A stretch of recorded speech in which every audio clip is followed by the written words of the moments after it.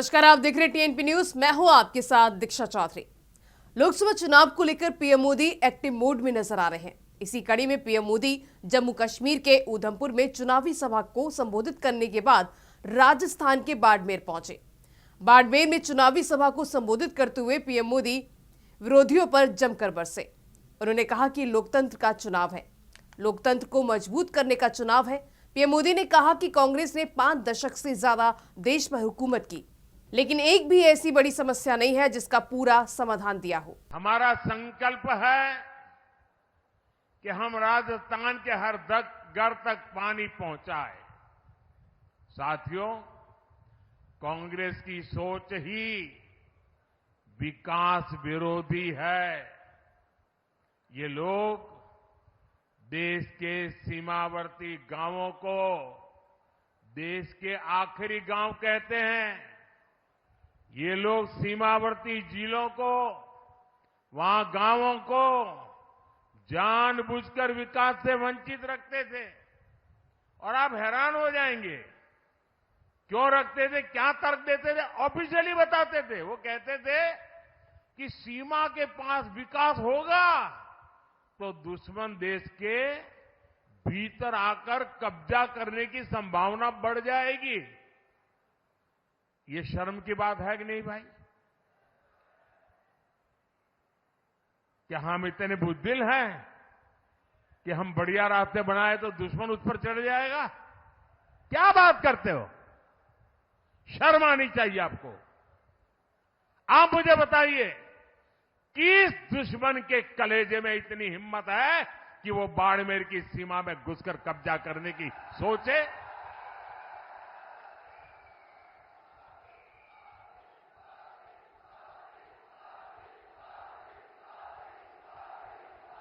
है हिम्मत किसी में?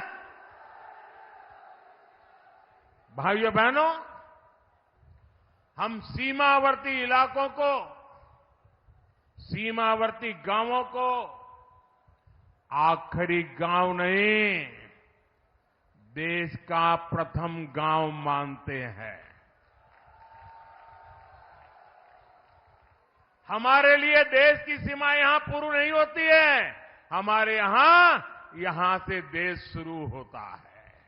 हमारी बहनें यहां कहती थी, घी ढुले तो मारो कुछ न जासी, पानी ढुले मारो सब कुछ जासी। यानी पानी घी से भी ज्यादा मूल्यवान था। लेकिन 70 साल तक किसी ने इन माताओं बहनों की नहीं सुनी। जब आपने आपके बेटे मोदी को सेवा करने का मौका दिया, मैंने जल जीवन मिशन शुरू करके इस त्रासदी को खत्म करने का बीड़ा उठाया। जल जीवन मिशन से हमने राजस्थान के 50 लाख घरों तक पानी पहुंचाया है। लेकिन जितने दिन राजस्थान में कांग्रेस सरकार रही, उसने जल जीवन मिशन में भी जमकर भ्रष्टाचार किया। कांग्रेस ने राजस्थान तक पानी लाने के लिए ईआरसीपी परियोजना भी पूरी नहीं होने दी। वहीं हमारे भजनलाल शर्मा जी की सरकार ने 100 दिन के भीतर ही ईआरसीपी परियोजना को पास करवाया है। लोकसभा चुनाव को लेकर बयानबाजी का सिलसिला लगातार जारी है। अब मंडी से बीजेपी उम्मीदवार कंगना रनौत ने बड़ा बयान दिया है। उन्होंने प्रधानमंत्री नरेंद्र मोदी को भगवान राम का अंश बताया। क्या कुछ कहा, आइए आपको सुनवाते हैं। दोस्तों, ये सही बात है कि 2014 में जो चेतना की चिंगारी समस्त विश्व में और ज्यादा करके जो भारत में आई, सनातन की जो चिंगारी है, हिंदू राष्ट्र की जो चिंगारी है, जो चिंगारी है धर्म की, अधर्म की लड़ाई की जो चिंगारी है, वो चिंगारी जो है वो हमारी चेतना में नरेंद्र मोदी ने जगाई है। और आज ये चिंगारी जो है एक आग बन चुकी है जो हम सबके सीनों में जल रही है। हम जो हैं, जैसे कि मैं हमेशा कहती हूं, जैसे कि श्री राम की सेना थी, हमारे जो प्रधानमंत्री हैं वो साक्षात श्री राम का अंश हैं। श्री राम की पूजा उनके शरीर की या उनकी मूर्ति की ही नहीं होती है, उनके चरित्र की होती है। उनमें वही संयम, उनमें वही त्याग, उनमें वही परिश्रम, वही करुणा, वही क्षमा, वही जो भाव हैं वो देखने को मिलते हैं। साक्षात वो राम के चरित्र का अंश है, तो ये गलत नहीं होगा। और अगर आप सब राम की सेना है, उसमें मैं भी राम सेतु की एक गिलहरी हूं।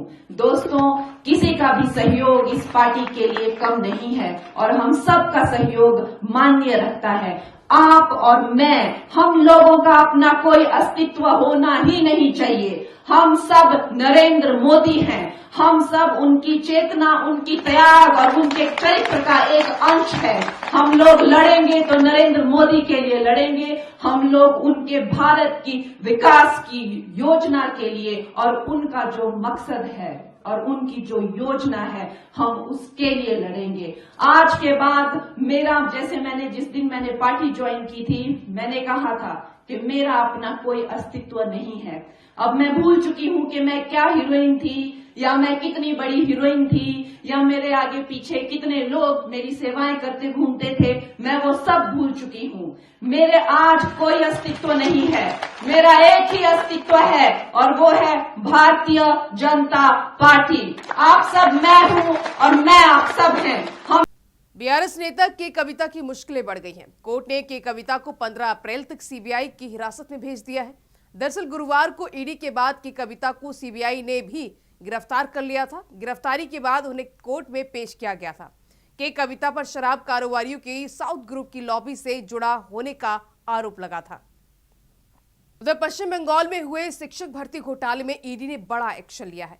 ईडी इस घोटाले से जुड़ी 265.6 करोड़ रुपए की संपत्ति को जब्त कर लिया है। ईडी ने जानकारी दी है कि उसने इस मामले में पहले 135 करोड़ रुपए की संपत्ति जब्त की थी और अब 230 करोड़ रुपए की प्रॉपर्टी को अटैच किया था। ईडी ने जानकारी दी है कि उसने इस मामले में पहले 135 करोड़ रुपए की संपत्ति जब्त की थी और अब 230 करोड़ रुपए की प्रॉपर्टी को अटैच किया है। ईडी के मुताबिक अब तक जिन लोगों की संपत्ति जब्त की गई है उसमें प्रसन्न कुमार रॉय और शांति प्रसाद सिन्हा की जमीन और फ्लैट शामिल है। इसके अलावा टीएमसी के 3 विधायकों को ईडी अब तक अरेस्ट कर चुकी है, जबकि एक अन्य की भूमिका की जांच की जा रही है।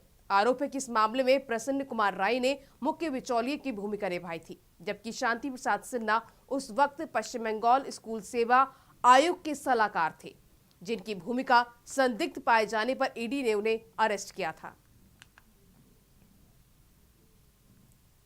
दिल्ली में अरविंद केजरीवाल की गिरफ्तारी के बाद से सियासी गर्माहट बढ़ गई है। बीजेपी आम आदमी पार्टी सरकार पर हमलावर है, केजरीवाल के इस्तीफे की मांग पर कर रही है, तो वहीं दूसरी ओर अब आम आदमी पार्टी बीजेपी पर दिल्ली सरकार के खिलाफ साजिश रचने का आरोप लगा रही है।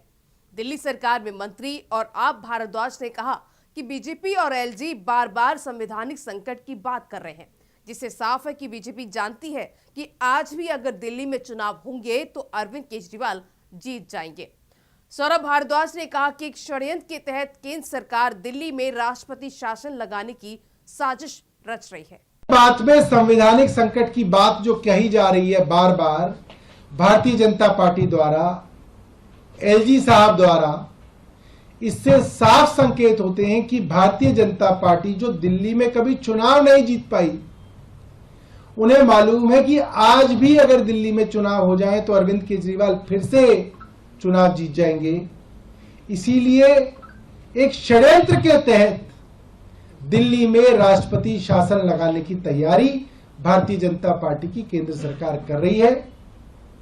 ये गलती इन्होंने 2013 में भी की थी। 13 से 14 तक जब हमारी कुछ दिनों की सरकार चली तो पूरे 2014 इन्होंने राष्ट्रपति शासन लगा के रखा और कोर्ट में जाके हमने सुप्रीम कोर्ट हम जब गए तो फरवरी 2015 में दिल्ली के अंदर चुनाव हुए और फरवरी 2015 में दिल्ली के चुनाव में दिल्ली की जनता ने भारतीय जनता पार्टी के राष्ट्रपति शासन से दुखी होके, त्रस्त होके दिल्ली की जनता ने आम आदमी पार्टी को 70 में से 67 सीटें दी। तो अगर ये काम करेंगे तो दिल्ली की जनता इन्हें दंड देगी। फिलहाल इस बुलेटिन में बस इतना ही। देखते रहिए TNP न्यूज। नमस्कार।